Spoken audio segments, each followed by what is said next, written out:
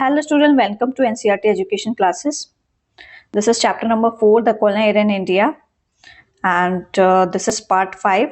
We have already completed explanation part 1, part 2, part 3, part 4. So let us start.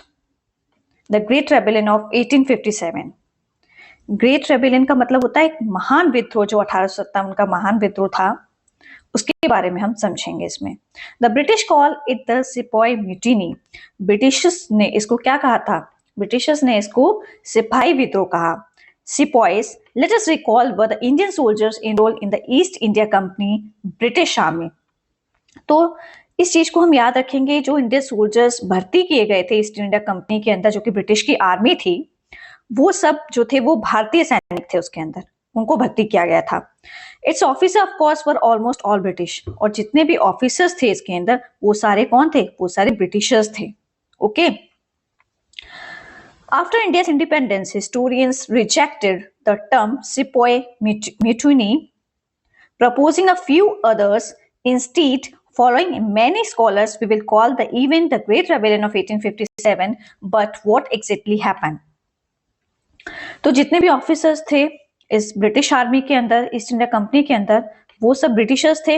लेकिन जब आजादी, भारत को आजादी मिल गई थी, तो बहुत सारे इतिहासकार जो थे, उन्होंने जो सिपाही म्यूटिनी जो टर्म था, जो वर्ड था, इसको गलत माना, इसको एक्सेप्ट नहीं किया, इसको रिजेक्ट कर दिया. और उन्होंने बोला इसकी जगह जो है और कोई नाम जो है वो लेके आएंगे. ठीक है. और फिर उसमें बहुत सारे विद्वान आए. उन्होंने क्या किया, इस घटना को ग्रेट रेबेलियन ऑफ 1857 का जो है नाम दिया. बट व्हाट एक्जेक्टली हैपन, लेकिन क्या हुआ होगा जिस वजह से इसका नाम क्या पड़ा? महान विद्रोह 1857 जो है इसका नाम रखा गया. ओके. यह माना जाता है कि यह जो विद्रोह हुआ था, ये सिर्फ भारत के जो सैनिक थे वो ही इसमें शामिल नहीं थे, बल्कि इसमें जनता भी शामिल थी. किसान, राजा रानी, सभी लोगों ने इसमें संघर्ष किया था. जो ग्रेट रेबेलियन ऑफ 1857 है, इसके अंदर जो महान विद्रोह माना जाता है, ये इसी को पहला जो कहते हैं ना आजादी की जो एक चिंगारी जो लोगों में लगी थी, वो इसी विद्रोह की वजह से लगी थी. ओके. पहले मैं आपको एक टर्म है म्यूटिनी, इसको एक्सप्लेन कर देती हूँ. इसका मतलब क्या होता है?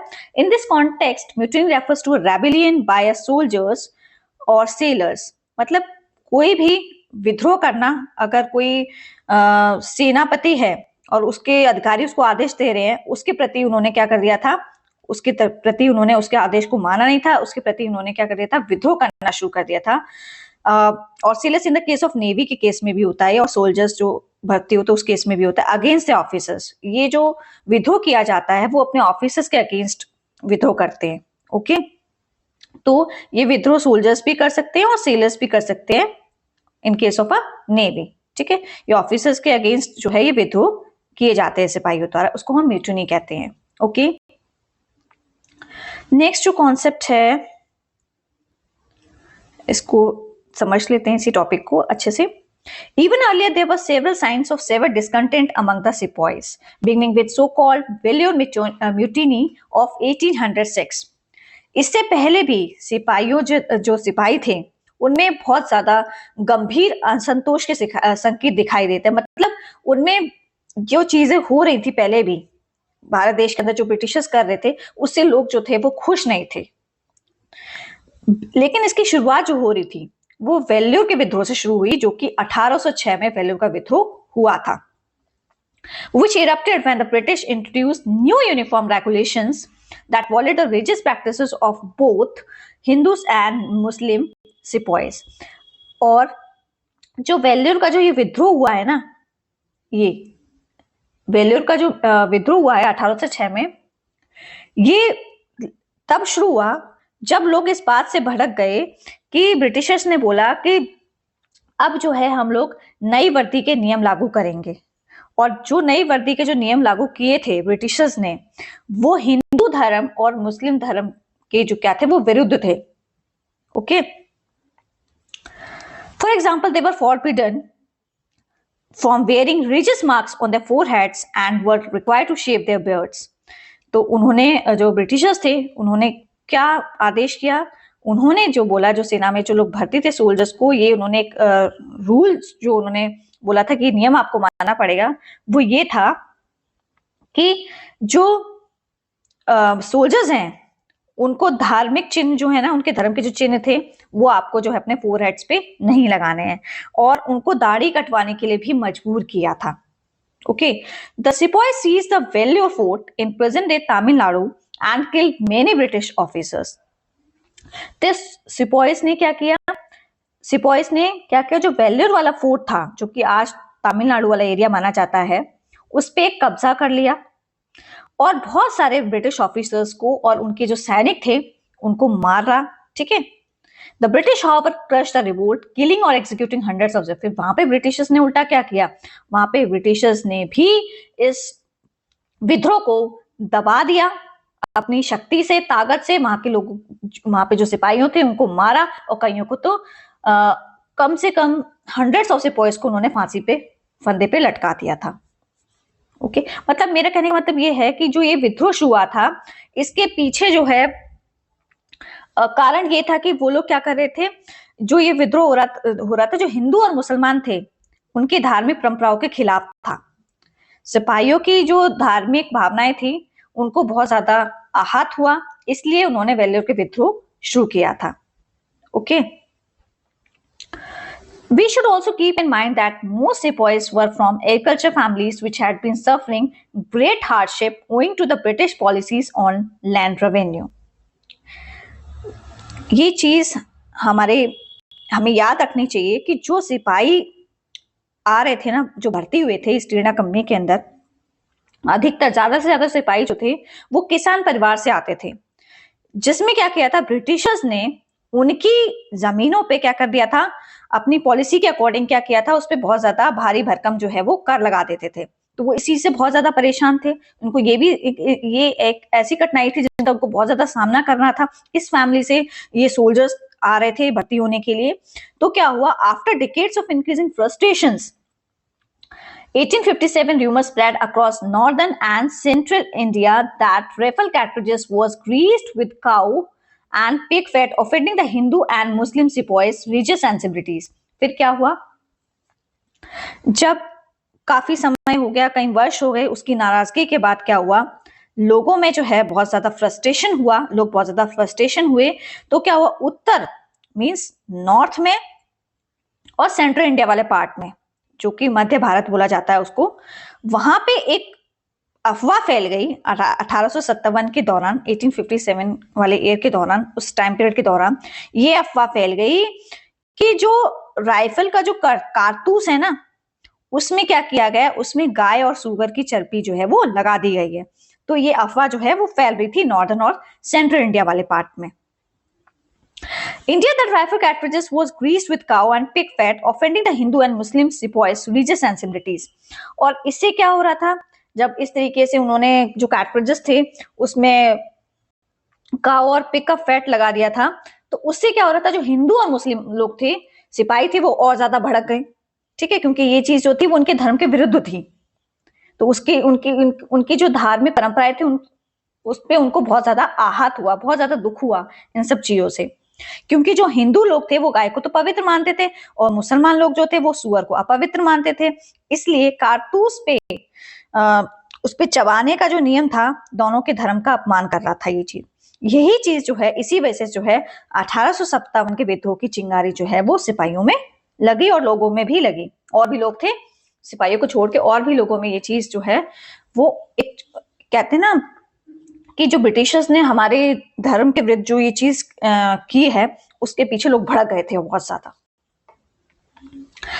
At Barakpur, present day West Bengal, the sepoy Mangal Pandey attack the British officer. फिर क्या हुआ, बैरकपुर के अंदर, जो कि बैरकपुर वाला जो एरिया है वो आज वेस्ट बंगाल वाला एरिया माना जाता है, वहां पे एक सिपाही था Mangal Pandey.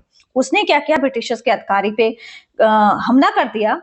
His execution spread further discontent among the सिपाही। फिर क्या किया, जो ब्रिटिशर्स के आदमी ने उसको पकड़ लिया और उसको भी क्या किया, फांसी के फंदे पे लटका दिया। इस वजह से जो है वहां की जो जनता थी और भी जो सिपाही थे वो और ज्यादा भड़क उठे इस चीज को देख के। In Meerut, present day Uttar Pradesh, Meerut जो है वो उत्तर प्रदेश वाला एरिया है, some of them killed the British officers and marched to nearby Delhi, where they proclaimed their elderly but politically powerless Mughal Emperor Bahadur Shah Zafar as the leader. His empire was limited to small area in Delhi. तो मेरठ के अंदर जो आज उत्तर प्रदेश वाला area जो है, उत्तर प्रदेश के अंदर आता है मेरठ वाला एरिया, वहां पे भी क्या क्या उन्होंने कुछ ब्रिटिश ऑफिसर्स को मारा, ठीक है, और फिर वहां से वो लोग जो सैनिक लोग थे वो दिल्ली चले गए, ठीक है। फिर क्या हुआ, वहां पे एक वृद्ध जो थे और ऐसे मुगल साम्राज्य का एक नेता था, उसको वो नेतृत्व में लेके आए, उसको ऐसे नेतृत्व, वो जो था बहादुर शाह जफर जो था, ये मुगल एम्परर का जो है वो था, मुगल एम्परर था ये, और इसका जो दिल्ली में जो एरिया था वो बहुत कम सीमित था। His empire was limited to a small area in Delhi, बहुत ही कम क्षेत्र में इसका साम्राज्य था। तो उन्होंने क्या किया, ऐसे वृद्ध और राजनीतिक रूप से वो बहुत ज्यादा, उसके पास कोई पावर नहीं थी, उसको नेता घोषित कर दिया, ठीक है, उसको नेता बना दिया। The military decisions were however taken by the commanders, और जितने भी मिलिट्री के डिसीजंस हुआ करते थे उनको सेनापतियों द्वारा उनके निर्णय लिए जा रहे थे। Okay, The revolt quickly spread across northern and central India with sepoys capturing key cities like Kanpur, Lucknow and Jhansi। और यह विद्रोह जो है बहुत तेजी से क्या हुआ, फैलने लग गया। और वो किस वाले एरिया में फैला, वो नॉर्दर्न और सेंट्रल एरिया, नॉर्दर्न मीन्स उत्तर वाला एरिया, और मध्य भारत सेंट्रल इंडिया को बोला जाता है। तो इस वाले एरिया में जो है ये विद्रोह जो है बहुत तेजी से जो है ये फैल गया। फिर सिपाहियों ने क्या किया, दिल्ली, लखनऊ और झांसी वाले एरिया को क्या किया, अपने कब्जे में कर लिया। ये महत्वपूर्ण शहर थे, उनको अपने कब्जे में कर लिया। फिर क्या हुआ, एट कानपुर, कानपुर में रेबेल फोर्सेस थी, ठीक है, कानपुर में जो रेबेल की फोर्सेस थी under Nana Saheb initially agreed to give safe passage to British civilians, but then massacred over 200 men, women and children for reasons that are still debated। Kanpur में जो है विद्रोह कर रहे थे, जो नाना साहेब की सेना थी वो विद्रोह कर रही थी। उसने क्या किया, बोला ब्रिटिशर्स के जो सिविलियंस थे उनको बोला हम तुम्हारे आदमी को जो है वो सुरक्षित निकाल देंगे यहाँ से। और फिर वहां पे भी क्या हुआ, उन्होंने क्या किया, जो नाना साहब की फोर्सेस थे वहां पर भी खून खराबा किया। कम से कम 200 मैन होंगे, 200 मैन, वुमेन और चिल्ड्रन, उनको बेरहमी से मारा। और आज भी ये चीजें जो हैं इसकी चर्चा हो जाती है, ये टॉपिक जो है आज भी विवादित है, लोग इसके बारे में बात करते। तो वहां पे क्या किया, इतने ऐसे मतलब कि उन्हें जो नाना साहब की फोर्सेस थी उन्होंने इन लोगों पे कब्जा किया, उनको मारा, ठीक है, बेरहमी से उनको भी मारा, इतने पुरुष और महिलाओं को। The British response was systematic and exactly brutal, beginning with the recapture of Delhi in September 1857। लेकिन फिर क्या हुआ, जो ब्रिटिशर्स थे उन्होंने अपना जो पुशबैक कैसे किया, उन्होंने वापस से बदला कैसे लिया, वो बहुत ज्यादा संगठित और बहुत ज्यादा क्रूर तरीके से, अत्याचार, मतलब बहुत क्रोधित होकर उन्होंने ये अपना बदला लिया उनसे, जिसकी शुरुआत जो है सितंबर 1857 से में दिल्ली को फिर से जीतने से हो गई थी। उन्होंने क्या किया, अब उन्होंने कोशिश की हम फिर से दिल्ली को अपने कब्जे में करेंगे, तो वहां से इन्होंने ये शुरुआत कर दी थी। Where the British forces conducted house to house massacre। फिर वहां के लोगों ने क्या किया, जो ब्रिटिश की जो सेना थी उसने घर घर जाके लोगों की हत्या की। At Kanpur they conducted mass execution designed to strike terror in population। और कानपुर में भी इन्होंने क्या किया, जो जन सामान्य लोग थे, ठीक है, उनके ऊपर भी जाके भय पैदा किया और एक ग्रुप में बहुत सारे लोगों एक साथ मिलकर फांसी दे दी। और ठीक है, बहुत सारे लोगों को वहां पे भी जाके कानपुर में वाकई ज्यादा से ज्यादा जो पॉपुलेशन थी उसको वहां जाके फांसी दी, उनको उनके साथ भी बेरहमी से उनको मारा काटा, इस तरीके का व्यवहार किया ब्रिटिशर्स ने। In a long punitive campaign they burned villages and destroyed crops, causing countless death, vastly more than those inflicted by the rebels। फिर क्या हुआ, उन्होंने एक ऐसी कार्रवाई की, इस तरीके का अभियान चलाया जहां पे बहुत ज्यादा उन्होंने खून खराबा, शोषण, अत्याचार किए। वहां पे उन्होंने क्या किया, वहां पे वो गए और गांव के गांव जला दिए, फसलों के फसलें तबाह कर दी, जला दी, नष्ट कर दी, और इतने लोगों की वहां पे मौत हुई। वो इतनी ज्यादा थी, इतने तो मतलब कि जो विद्रोह हो रहा था ना 1870 में, उतनी विद्रोह में मौतें नहीं हुई होंगी जितनी उन्होंने इस कंपेगन में की थी। इस अभियान के दौरान जो है, दंडात्मक अभियान के दौरान जो उन्होंने लोगों के ऊपर अत्याचार किया था। ऐसा तो विद्रोह जब कर रहे थे उस टाइम पे भी इतनी मौतें नहीं हुई थी। According to some historians, the Great Rebellion failed because the sepoys lacked a unified command and a consistent strategy despite some heroic leaders. लेकिन कुछ इतिहासकार कहते हैं कि जो महान विद्रोह वाला, जो ये महान विद्रोह किया था 1857 का जो महान विद्रोह था, ये असफल इसलिए रहा क्योंकि जो सिपाही थे उनमें एकजुटता नहीं थी। कोई कहीं से लड़ रहा था, कोई कहीं से लड़ रहा था, और उनकी जो स्ट्रैटेजी जो थी, जो उनकी प्लानिंग थी, वो कंसिस्टेंट नहीं थी, एक समान नहीं थी उनकी जो रणनीति थी। और जबकि इसमें बहुत ज्यादा जो है हीरोइक लीडर्स थे, बहुत ज्यादा वीर नेता जो है इसमें मौजूद थे, तब भी जो है ये विद्रोह जो है ये सक्सेस नहीं हुआ, ये फेल हो गया। Okay, the uprising failed but it marked a turning point, especially in growing seeds for the idea that foreign domination was unacceptable. और ये जो विद्रोह था ये नाकाम, मतलब असफल हुआ, क्योंकि और ये असफल हुआ तो इससे एक जो है टर्निंग पॉइंट देखने को मिला, इससे एक नया मोड़ आया। उसमें क्या हुआ, उसमें हमें एक चीज पता चली, उसमें ये चीज हुई, specially in sowing a seeds for the idea that foreign domination was unacceptable. वहां पे क्या हुआ, लोगों में जो है एक, लोगों ने मतलब जो ये जो अनसक्सेसफुल रहा, ये जो 1857 का विद्रोह था, इससे एक बीज बो दिया गया कि हमें जो है, जो फॉरेन का डोमिनेशन है उसको हम स्वीकार नहीं करेंगे। जो ब्रिटिशर्स का जो शासन है उसको मानने से लोगों ने बिल्कुल मना कर दिया। लोगों में जो है वो आजादी की जो है वो एक चिंगारी पैदा हो गई। इस वजह से ये सक्सेस तो नहीं, लेकिन लोगों में जो है कहीं ना कहीं लोगों ने इस चीज को मानना शुरू कर दिया कि हम फॉरेन डोमिनेशन के अंदर जो है वो काम नहीं करेंगे, हमें अपने देश की खुद आजादी चाहिए, हमें ब्रिटिश का शासन जो है इसको हम नहीं स्वीकारेंगे। This seed would grow early in 20th century into a full-fledged struggle for freedom. लेकिन ये जो बीज बोया था 1857 का, इससे क्या हुआ, इसकी शुरुआत जो है 20th सेंचुरी में सबसे ज्यादा हो गई थी, और फिर ज्यादा से ज्यादा लोग जो हैं इसकी अपने देश की आजादी के लिए जो है बढ़ चढ़कर हिस्सा लेने लग गए, थ्रू विद डिफरेंट मेथड्स। अलग अलग तरीके से लोगों ने जो है प्रयास किए अपने देश को ब्रिटिश शासन से मुक्त करने के लिए। Okay, Meantime, in 1858, the British Crown took direct control of India from the East India Company.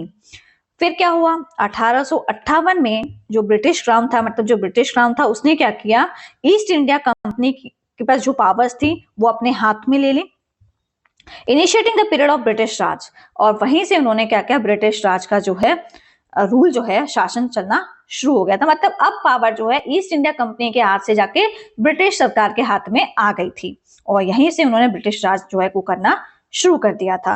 British policy shifted from aggressive territorial expansion to consolidation of control. और जो ब्रिटिशर्स की नीतियां थी, ब्रिटिशर्स की नीतियां क्या थी, वो ज्यादा से ज्यादा एरिया अपने कब्जे में करना चाहते थे, क्षेत्रीय विस्तार करना चाहते थे। अब उन्होंने क्या किया, क्षेत्र विस्तार को अपने बदल कर अब वो क्या करना चाहते थे, अपना कंट्रोल करना चाहते थे भारत देश के ऊपर। ठीक है, The Indian Army was reorganized so as to prevent unified resistance in the future. और जो भारतीय सेना के जो सोल्जर्स थे उन्होंने उनको द्वारा से जो है रीऑर्गेनाइज किया, पुनर्गठित किया, ताकि भविष्य में किसी भी प्रकार की अगर इस तरीके का कोई विद्रोह होगा तो संयुक्त विद्रोह को हम लोग क्या कर सकते, हम लोग मिलके क्या करें, जो इंडियन के आर्मी सोल्जर्स और जो ब्रिटिशर्स लोग हैं वो मिलके क्या करें, इसको रोक सके। इस तरीके से इन्होंने जो है वो जो ब्रिटिश राज लेके आए, इस तरीके से उन्होंने जो है पॉलिसी को रीऑर्गेनाइज किया, मतलब उस तरीके से जो है अपनी चालें चली। तो ये चीज बताता है कि जो ब्रिटिशर्स थे वो जो थे वो पूरी तरीके से जो है भारत पे कंट्रोल कर रहे थे, अपना नियंत्रण करना चाहते थे हर पहलू के अंदर। ओके, अब जो है हम लोग legacy of European colonialism in India, इस टॉपिक को समझ रहे हैं। लेगेसी क्या होती है, छाप। जो यूरोपियन कॉलोनिज्म, मतलब जिस तरीके से ब्रिटिशर्स हमारे देश में राज करने के लिए आए थे, तो उन्होंने उस चीज का हमारे देश पे क्या प्रभाव पड़ा, क्या छाप छोड़े? ब्रिटिश शासन के खत्म होने के बाद भारत में उनके शासन का क्या प्रभाव पड़ा? Okay, legacy of European colonialism in India, क्या प्रभाव पड़ा भारत देश के ऊपर जब ब्रिटिश शासन खत्म हो गया था उसके बाद? The European, mostly British conquest and rule of India was not a civilizing mission. India's own civilization was much older than Europe's. European जो थे वो ज्यादातर ब्रिटिशर्स थे, ठीक है, वो भारत को सभ्य बनाने आए थे, लेकिन ये तो सिर्फ उनका बहाना था, ठीक है, वो असलियत में जो है वो भारत को सभ्य नहीं बनाना चाह रहे थे, ये तो सिर्फ एक उनका बहाना था। India own civilisation was much older than Europe, लेकिन जो भारत की जो सभ्यता थी वो यूरोप से कहीं ज्यादा साल पुरानी और विकसित थी। It was a process of subjugation and exploitation executed systematically. ये जो प्रक्रिया थी ना, वो भारत को सभ्य बनाने का, तो वो सिर्फ एक झूठा दावा कर रहे थे, ये सब चीजें नहीं थी। वो भारत के देशों को अपने अधीन करना चाहते थे और उनका शोषण करना चाहते थे, ठीक है, with gradual repression if necessary. वो भारत के लोगों को अपने अधीन करना चाहते थे, उनका मकसद यही था कि भारत के लोगों को अपने अधीन रखना और उनकी संपत्ति को लूटना। अगर उसके लिए कोई विरोध करता है तो उसको वहीं की वहीं क्या कर देना, उसको दबा देना। तो ये इनका मकसद था, इनका ब्रिटिशर्स लोगों का। Okay, except for a small Indian elite who accepted British rule as a inevitable. तो कुछ अमीर लोग थे जिन्होंने क्या किया था कि ब्रिटिश रूल को जो है वो कुछ भारतीय उच्च वर्ग को छोड़कर, कुछ ऐसे थे उनको छोड़कर क्या किया था, सभी लोगों ने क्या किया था कि ब्रिटिशर्स का जो रूल था उसको एक्सेप्ट कर लिया था कि अब तो हमें ये है, इसको स्वीकारना पड़ेगा, जो भी है जैसा भी है इसको अब हमें मानना पड़ेगा, कुछ ही लोगों को छोड़कर, ठीक है। The Indian suffers the fate of many of the world's colonized populations: abuse, exploitation, violence and uprooting. तो ब्रिटिश शासन को तो उन्होंने मान लिया था कि अब हमें ब्रिटिश जो शासन है इसको एक्सेप्ट करना पड़ेगा, इन्हीं के अनुसार हमको चलना पड़ेगा। लेकिन कुछ भारतीयों ने क्या किया, इसको मानने से इनकार कर दिया। उन्होंने दुनिया के अन्य उपनिवेशित लोगों की तरह ही अत्याचार, शोषण, हिंसा, उजड़ने जैसी पीड़ाएं भी झेली। तो बहुत सारे लोग थे जिन्होंने क्या किया था, जिस तरीके से और भी देशों में देश के लोगों को गुलामी करनी पड़ रही थी, उस तरीके और बहुत सारे अत्याचार सहने पड़ रहे थे, शोषण सहना पड़ रहा था, उनकी जमीनें छीन ली गई थी और हिंसात्मक तरीके का व्यवहार उनके साथ किया था। तो ये सब पीड़ाएं जो है बहुत सारे भारतीय लोगों ने भी झेली थी। At the same time, the colonial rule had some largely unintended consequences. उसी दौरान फिर क्या हुआ, जो ब्रिटिशर्स के रूल थे वो उसके जो परिणाम थे थोड़े बहुत बदल गए, कुछ हद तक बदल गए। इट ओपन और reopen India to the world. उससे क्या हुआ, क्या परिणाम बदले, इन्होंने क्या किया, उसी समय क्या हुआ, उन्होंने भारत को दुनिया के लिए खोल दिया, ठीक है, भारत को दुनिया के लिए खोल दिया कि कोई भी जो विदेशी कंट्री जो है वो भारत से आके मिल सकती है, ट्रेड कर सकती है। तो ये सबके दरवाजे उन्होंने खोल दिए थे। And the world to India, और दुनिया जो भारत देश था वो भी दुनिया के किसी भी कंट्री से जो है अब मतलब कि उससे अपना संबंध बना सकता है।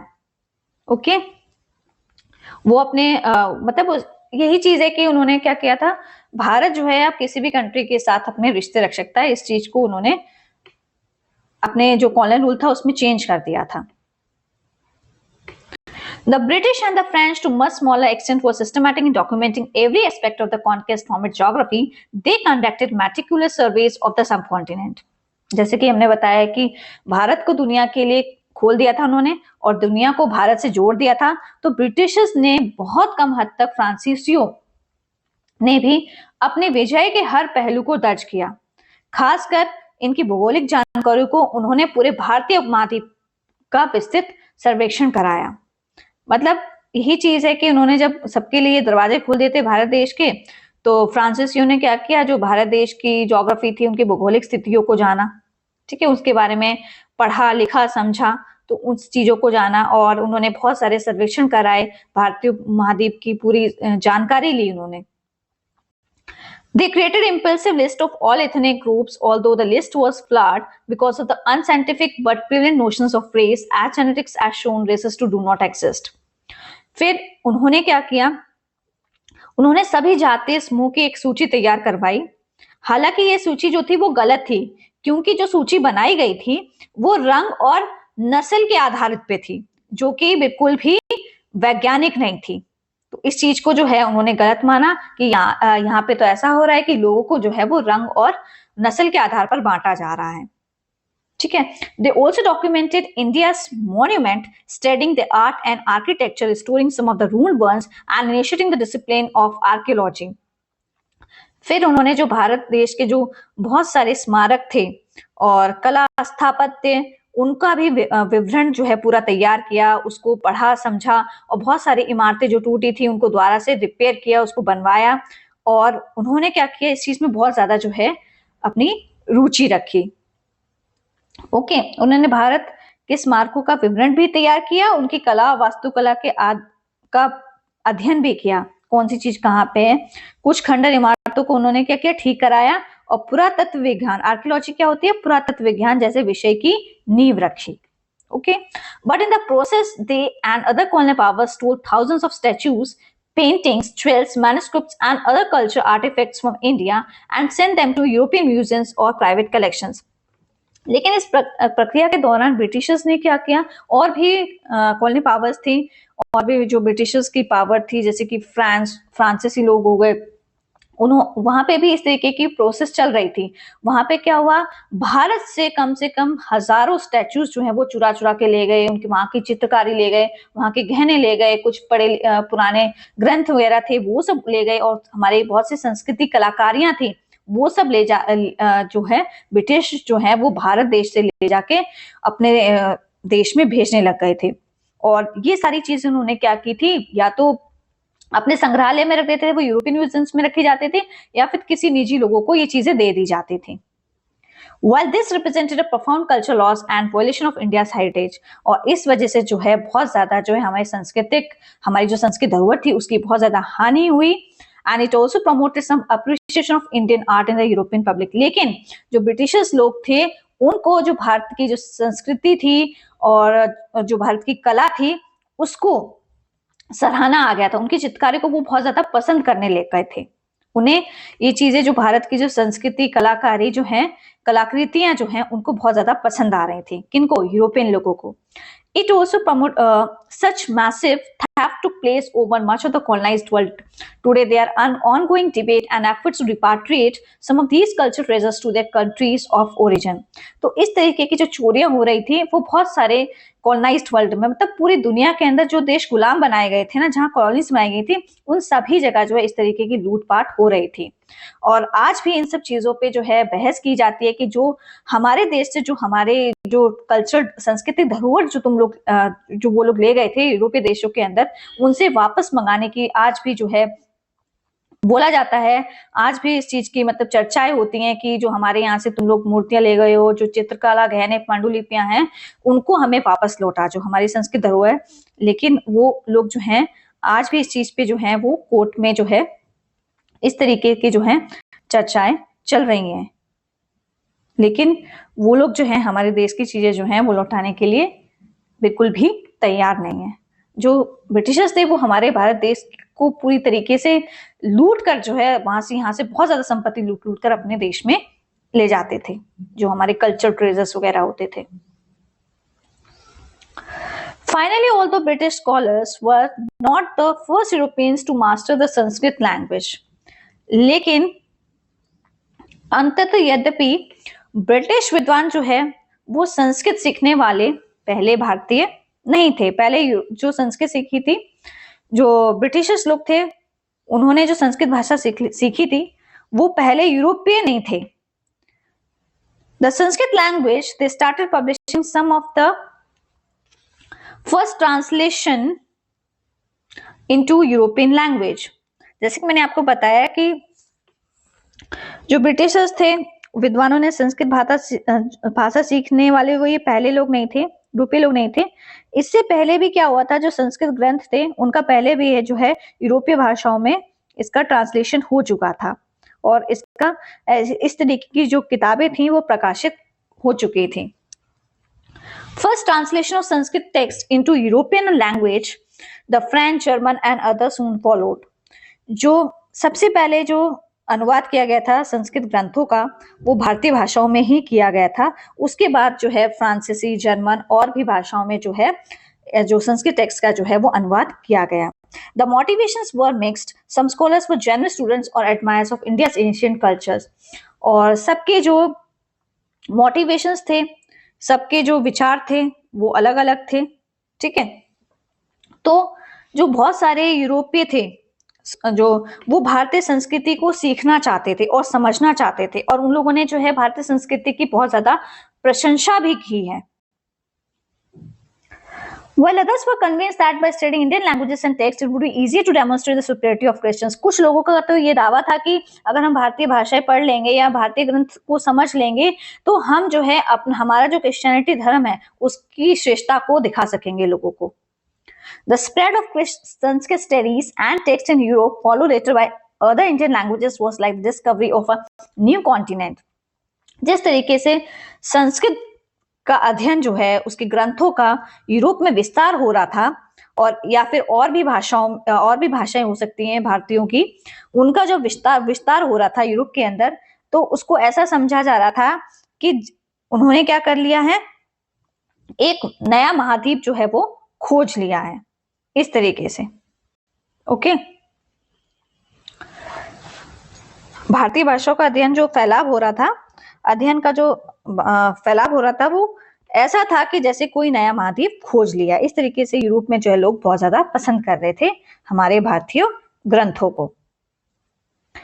In the words of German philosopher George Hegel, Indian texts had a great impact on European philosopher, writers, poet, artists and sometimes statesmen. जो जर्मन के फिलोसफर हैं जो जॉर्ज हेगल है, उनके अनुसार यूरोप में संस्कृत और अन्य भारतीय भाषाओं के अध्ययन का जो फैलाव है वो बहुत ज्यादा बढ़ता जा रहा था, और वहाँ के जो यूरोपियन फिलोसफर्स थे और राइटर्स थे, पोएट थे, आर्टिस्ट थे, और कभी कभी कुछ राजनेता भी लोग भी हुआ करते थे। उन्होंने जो है भारत देश के जो ग्रंथ थे, भारतीय संस्कृति के जो ग्रंथ थे, उनका बहुत ज्यादा प्रभाव पड़ा यूरोपियन फिलोसफर्स पे और राइटर्स थे, उनपे बहुत ज्यादा, मतलब जो भारतीय ग्रंथ थे उनका बहुत ज्यादा प्रभाव देखने को मिल रहा था। This influence extended to the United States of America in the 19th century, और इसका प्रभाव जो है 19th सेंचुरी के टाइम पे जो है यूनाइटेड स्टेट्स ऑफ अमेरिका में भी देखने को मिला। किसका? भारतीय ग्रंथों का पढ़ने का जो इंटरेस्ट था और इसकी संस्कृति से वो बहुत ज्यादा प्रभावित हो रहे थे। This is a reminder that although political domination may flow in one direction, cultural influence sometimes flows in the opposite direction. तो ये चीज बताती है कि जो पॉलिटिकल डोमिनेशन था वो तो अपनी एक दिशा में जा रहा था, और जो सांस्कृतिक प्रभाव था वो अपोजिट दिशा में जाता। कहने का मतलब ये है कि ब्रिटिश भारत पर शासन करते थे, लेकिन भारतीय संस्कृति ने यूरोप को प्रभावित किया, यानी संस्कृति जो है वो ताकत से ज्यादा मजबूत होती है। मतलब जो हमारे देश पे वो पूरा कब्जा कर रहे थे, अपनी पावर को दिखा रहे थे, उससे ज्यादा जो है भारत देश की जो संस्कृति थी वो उनको ज्यादा आकर्षित करी, उसने उनको बहुत ज्यादा आकर्षित किया यूरोपीय लोगों को। ठीक है, तो ये चैप्टर जो है यहीं पे इसका एंड हो रहा है, लेकिन एक टॉपिक इसमें छूट गया, इसको पहले मैं एक्सप्लेन कर देती हूँ। ये है वो टॉपिक, टू हीरोइंस क्या है? दो वीरांगनाएं थी जिन्होंने अपने देश के लिए 1857 का विद्रोह किया था। तो ये जो वीरांगनाएं थी ना, ये जो रानी लक्ष्मीबाई जो है झांसी की, वो अपने जब उसके हस्बैंड की डेथ हो गई थी, तो वो झांसी वाला एरिया जो है, जब ब्रिटिशर्स ने डॉक्ट्रिन ऑफ लैप्स के तहत अपने कब्जे में कर लिया था, उसके लिए उसने ये जो है वो 1857 के विद्रोह में उसने पार्टिसिपेट किया था। Rani Lakshmibai of Jhansi fought bravely to save her kingdom from British annexations. Rani Lakshmibai जो झांसी की थी, उसने वीरता पूर्वक जो है अपने किंगडम को, ब्रिटिशर्स उसके किंगडम को हत्या रहे थे, उसको हड़प रहे थे, उसको बचाने के लिए उसने क्या किया? संघर्ष किया, लड़ाइयां लड़ी। Assisted by the Maratha Tatya और तांत्या टोपे, और जो ब्रिटिशर्स उसका एरिया जो छीन रहे थे, हड़प रहे थे, उसको वो अपने उनसे छीनने के चक्कर में, उसको वो ना देने के चक्कर में, उसके राज्य को बचाने के लिए जो है मराठास के लीडर थे तात्या तोपे और नाना साहेब जो है उनके मिलिट्री एडवाइजर्स थे, उन्होंने इनकी बहुत ज्यादा हेल्प की थी रानी लक्ष्मीबाई की, कि जो उनका एरिया, जो झांसी वाला एरिया है, वो ब्रिटिशर्स के हाथ में ना आ पाए, ब्रिटिशर्स से बचाने के लिए।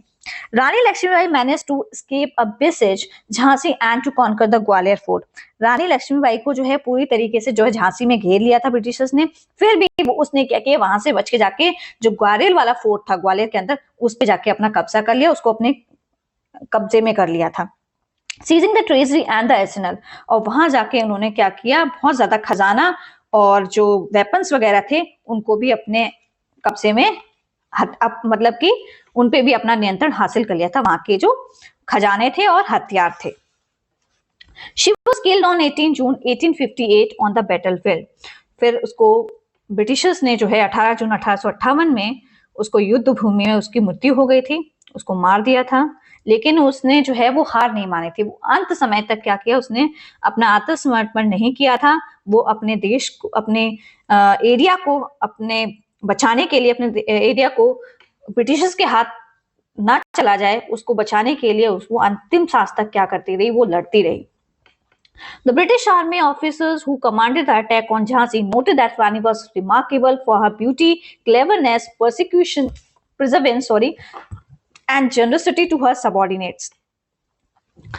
तो जो ब्रिटिशर्स के जो आर्मी ऑफिसर्स थे, उन्होंने अटैक किया था झांसी के ऊपर, तो उन्होंने एक नोट में ये बताया कि जो रानी लक्ष्मीबाई थी ना, वो अपनी सुंदरता, बुद्धिमानी, दृढ़ता और अपने साथियों के प्रति जो थी वो बहुत ज्यादा उदारता का भाव रखती थी।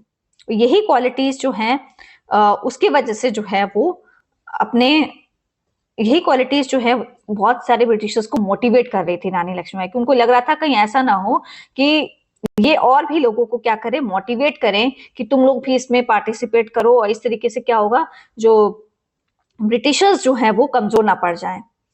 और मेन चीज तो ये थी कि महिलाएं लड़ रही थी, और अब तक तो पुरुष ही लड़ रहे थे, लेकिन अब महिलाएं भी आगे आ रही थी।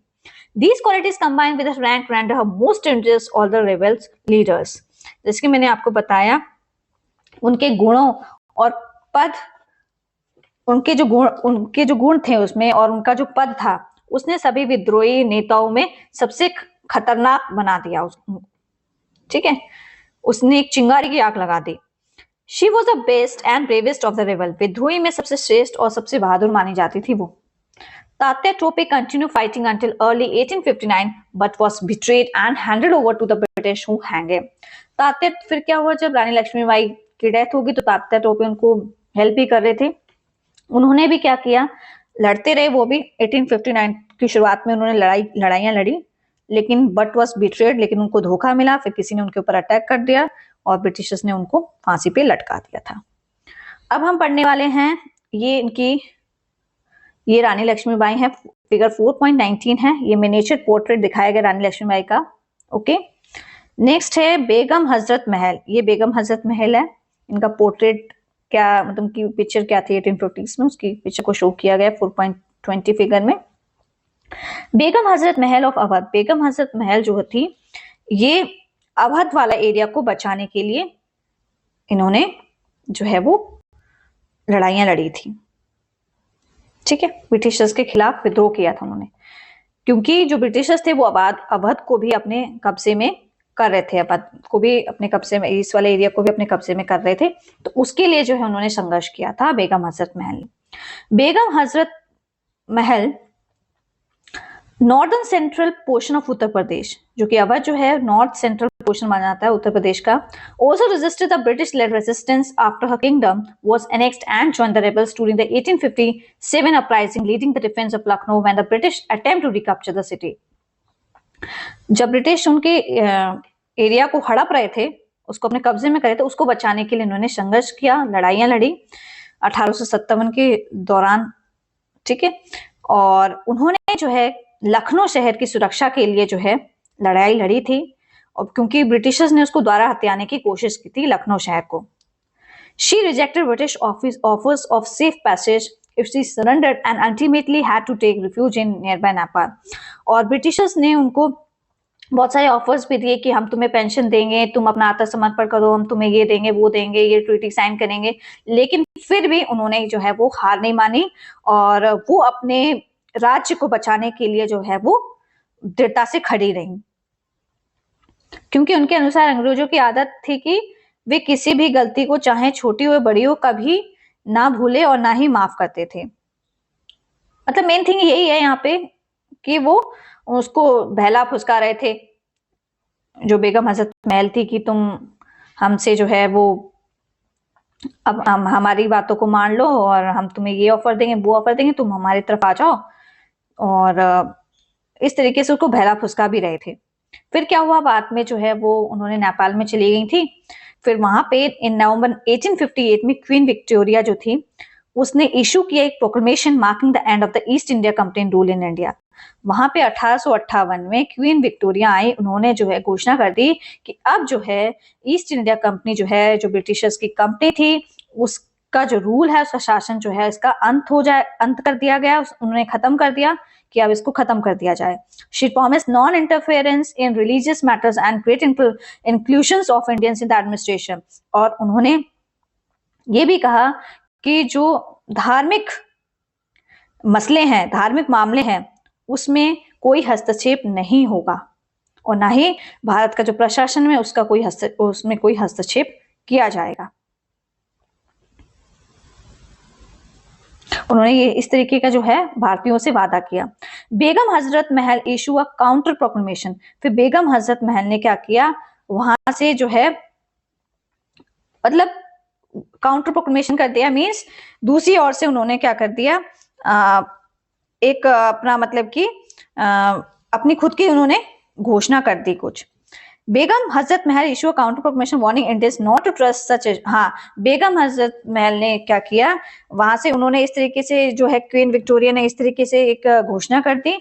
तो जो बेगम हजरत महल थी उन्होंने भी अपनी एक घोषणा कर दी। उन्होंने कहा कि भारतीय लोगों को बोला कि तुम इस तरीके से इन पे विश्वास मत करो, ये कुछ भी कर सकती हैं। As it is the unwearying custom of the English never to forgive a fault, it be great or small. मतलब उन्हें वही चीज कही कि अंग्रेजों की आदत है कि वे किसी भी गलती को चाहे छोटी हो बड़ी हो कभी नहीं भूलते और ना ही कभी माफ मांगते हैं। ये तो हमको बहला फुसका रहे हैं, बस ये हमको मतलब कि दबा रहे हैं, तो इस तरीके से इनकी बात नहीं माननी है। तो ये चीज जो है बेगम हजरत महल ने बोली थी कि जो ब्रिटिशर्स हैं वो कभी भी जो है वो अपनी हार नहीं मानेंगे और ये हमें बहला फुसका रहे हैं गलत तरीके से। तो ये चीज जो थी बेगम हजरत महल ऑफ अवध, अवध ने अपने टेरिटरी को, बेगम हजरत महल जो उसकी टेरिटरी थी अवध, अपने एरिया को ब्रिटिशर्स के खिलाफ, ब्रिटिशर्स से बचाने के लिए जो है वो विद्रोह किया था। और इन्होंने जो है आत्मसमर्पण को जो है पूरी तरीके से ठुकरा दिया था।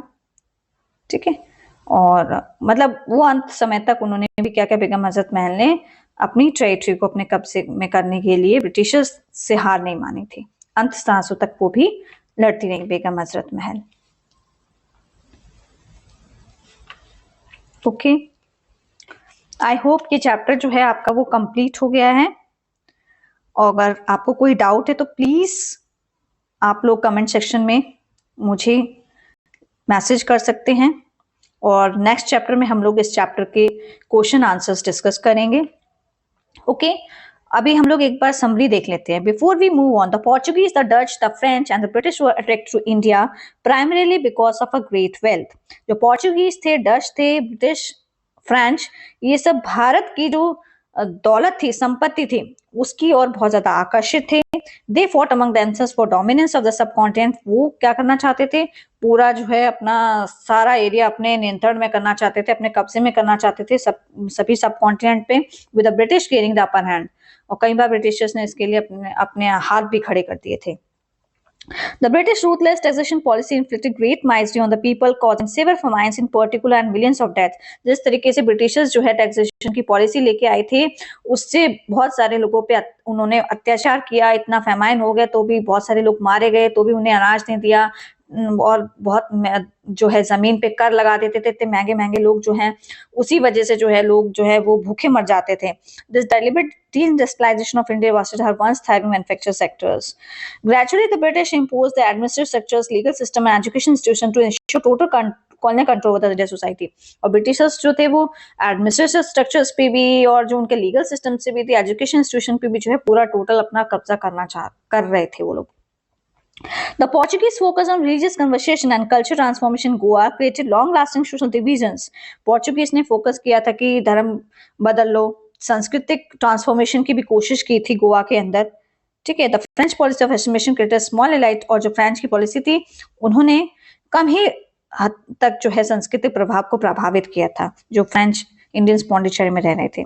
Several uprising took place from the late 18th century में बहुत सारे इस तरीके से जो है विद्रोह होने शुरू हुए, जिसमें कि एक महान विद्रोह था ग्रेट रेबेलियन ऑफ 1857। ये आया जिसने क्या किया, जो कॉलोनियल रूल था उसके लिए एक धमकी पैदा की, और मोस्ट ऑफ दिस अपराइजिंग और वर्चुअली रिप्रेस्ड। अगर कोई इस तरीके का विद्रोह भी करता तो कई बार जो ब्रिटिशर्स हैं उसको दबाने की कोशिश करते थे। In the 19th century India's classical culture, 19वीं सेंचुरी दौरान जो भारत का जो क्लासिकल शास्त्रीय जो संस्कृति थी उसको जो है संस्कृत टेक्स्ट जो थे उनको ट्रांसलेट किया जा रहा था कई भाषाओं में, और ये वेस्ट की तरफ भी जा रहा था। वहां भी लोगों ने, फ्रेंच ने और बहुत सारी कॉलोनियल पावर्स थी, उन्होंने इसको ट्रांसलेट किया एंड क्रिएटिंग लास्टिंग डिफरेंस। और वो लोग इस भारत की जो संस्कृति थी उससे बहुत ज्यादा प्रभावित भी हुए थे। ओके, तो ये चैप्टर आपका जो है कंप्लीट होता है यहाँ पे। और it's my request to all the viewers, please like share and subscribe my channel. तो प्लीज आप लोग मेरे चैनल को शेयर करें, सब्सक्राइब करें और लाइक जरूर करें। Thank you.